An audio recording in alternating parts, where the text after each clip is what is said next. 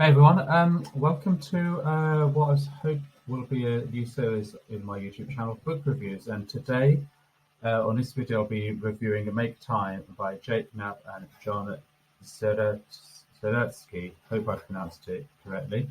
And this book, this was recommended to me from actually another YouTuber, Ali Abadal's channel on productivity, and he really recommended this book, and I actually listened to it. I had it here. I listened to it on Audible.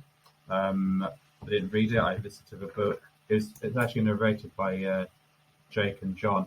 And this is a book that's not your typical productivity book. This is a book about actually making time, and I'll go through some of the main components of this book.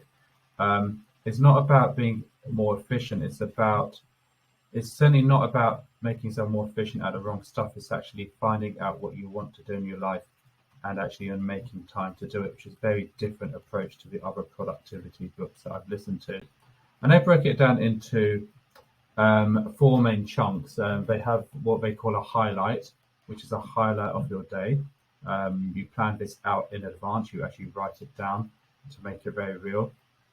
And once you've defined that highlight, then you go in with laser focus and laser precision.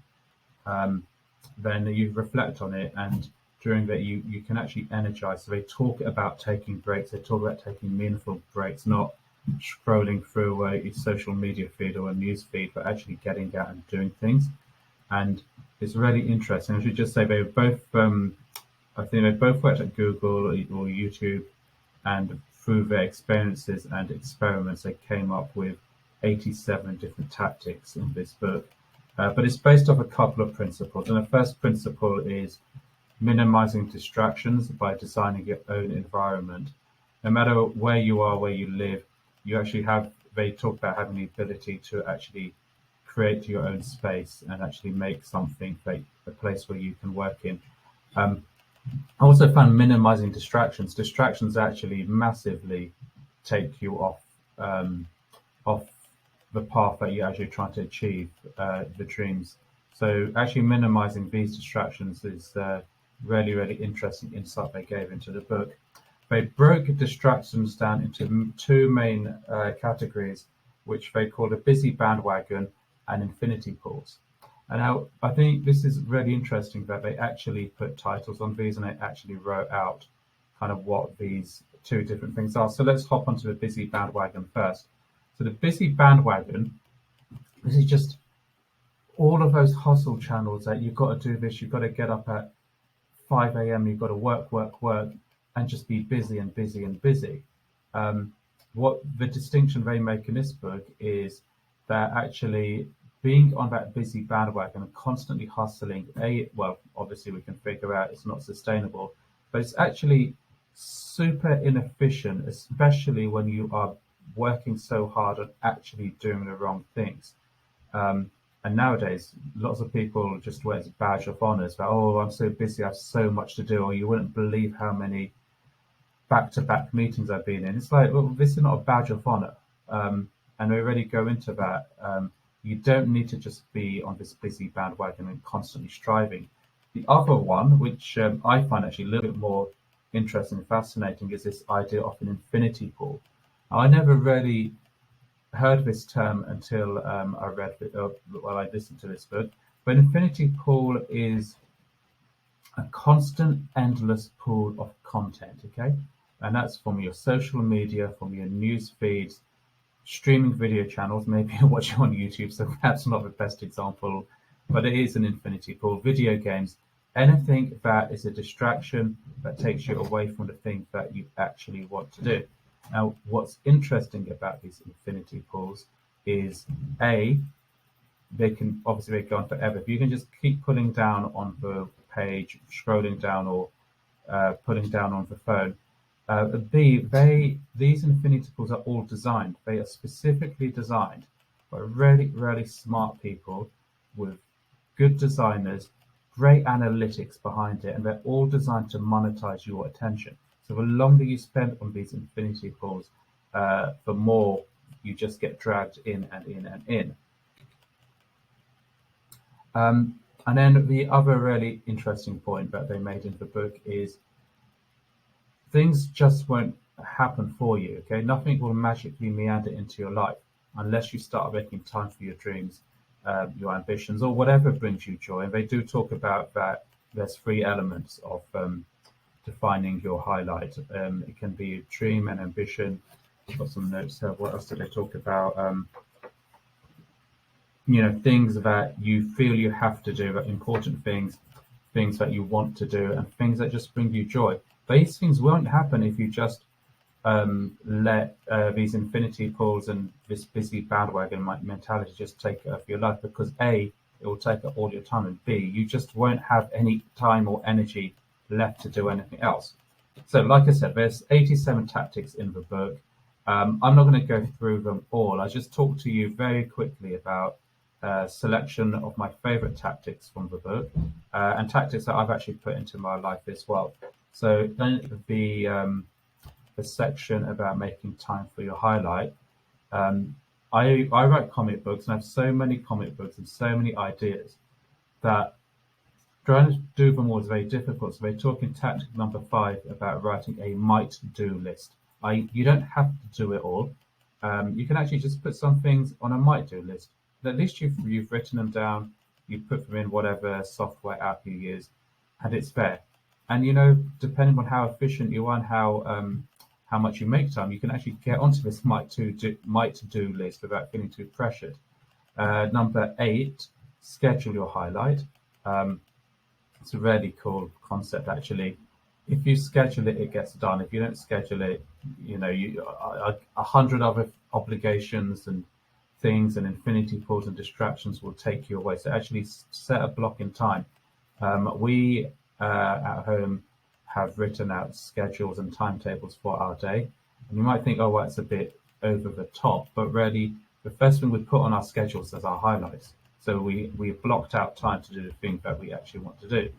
And tactic number 16, one which I have never implemented, but I've implemented now, is actually quit when you're done. So when you've done your highlight and you've finished with it, finish. Just stop. You don't need to keep working. I'm very guilty of this. I have literally sat here at this desk and just I've completed the task I needed to do or wanted to do, but I just keep going and I just keep going until I physically just fall asleep or just have to stop. Actually, quitting when you're done will get you more energy to come back again, and all of these things compound quite a lot. In the laser section, tactic number 17, I think, is my absolute favorite tactic, a distraction-free phone. I have turned off pretty much all the notifications. They say keep a few essential notifications, things like Google Maps. Because obviously when you're going somewhere, you're driving somewhere, you need those notifications to stay on and tell you where you are. They say to keep the Uber app on so you can actually see, or whichever car taxi type service you use. Others are available. But turn off everything, uninstall everything, all the social media apps. I had already uninstalled, or I didn't even install the social media apps on my new phone, but actually turn off the notifications. I went and did this for about 10 days and it was great. I only turned on my WhatsApp notifications purely because I play football in a couple of groups and you have to put your name down to get registered, and I kept missing the deadline. But while I had them all off, the only ones I have now, WhatsApp, I probably turned off.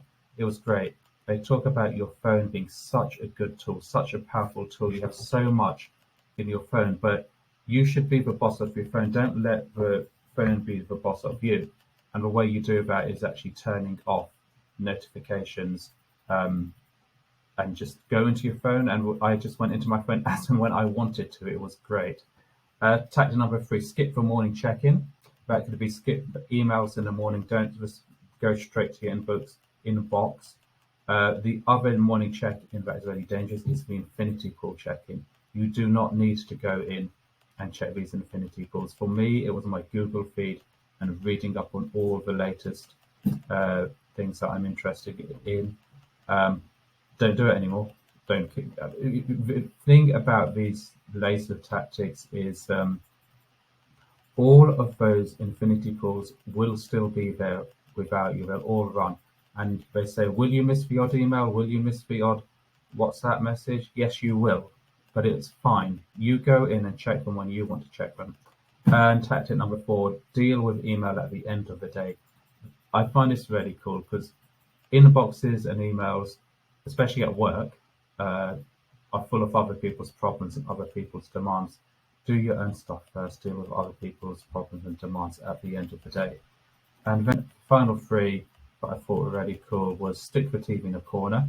Ironically, the TV in my room actually is in a corner, but the point they're making here is don't live your life by the TV. Put it in a really inaccessible, awkward place to get it on. I know some people have set up their whole living rooms. They put the TVs up, mount them on the walls, angle all the sofas towards them. What they advocate in this book is just keep it if you have to, but the more friction you can put between you and the TV, the better. I'm not a fan of TV, but anyway, that's for another video. 59, take the day off. Again, something I've never done. Actually, when you accomplish something after you get a few highlights in a row, just take a complete day off. Now, this might make you feel uneasy. It's only made me feel uneasy. But I do these habit trackers, and maybe I'll get into the habit trackers in a separate video. But what I've noticed with these habit trackers is it's a month-long view, not any single one day. Last one, exercise every day, but don't be a hero.